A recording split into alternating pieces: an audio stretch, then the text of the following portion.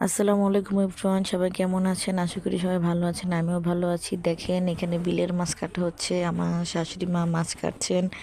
এদিকে ভাত রান্না করা হচ্ছে মাটির চুলায়, এদিকে মাছগুলো কাটা হচ্ছে। তারপর দেখুন আমরা একটা নতুন চুলা তৈরি করছি, এদিকে চুলাটা বানানো হচ্ছে।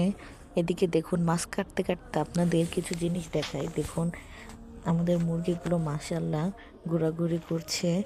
দেখেন এদিকে মুরগিগুলো খাবার খাচ্ছে, ঘাস খাচ্ছে। এদিকে মুরগির ঘরে দেখুন একটি ডিম পেড়েছে মুরগি।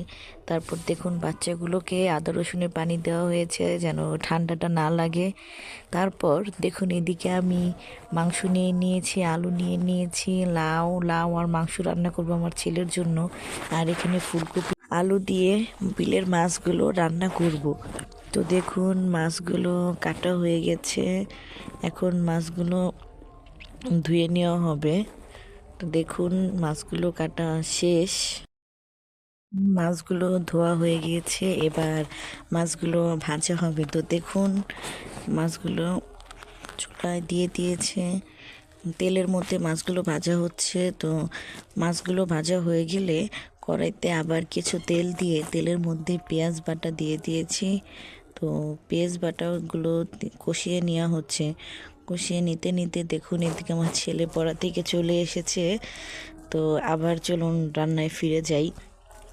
তো এখানে মরিচ বাটা দিয়েছে, মরিচ বাটা দিয়ে একটু নাড়াচাড়া করে নিচ্ছেন, একটু কষিয়ে নিচ্ছে, মরিচ বাটা দিয়ে কষিয়ে নিচ্ছে। সুন্দর করে কষানো হয়ে গেলে এটার মধ্যে এখন হলুদের গুঁড়ো, তারপরে লবণ দিয়ে দিবে। যেহেতু মরিচ বাটা দেওয়া হয়েছে এজন্য আর মরিচের গুঁড়ো দেব না। তো এখন এটার মধ্যে একটু পানি দিয়ে ভালো মতো কষিয়ে নেওয়া হচ্ছে। তো এদিকে দেখুন কষানো প্রায় হয়ে যাচ্ছে।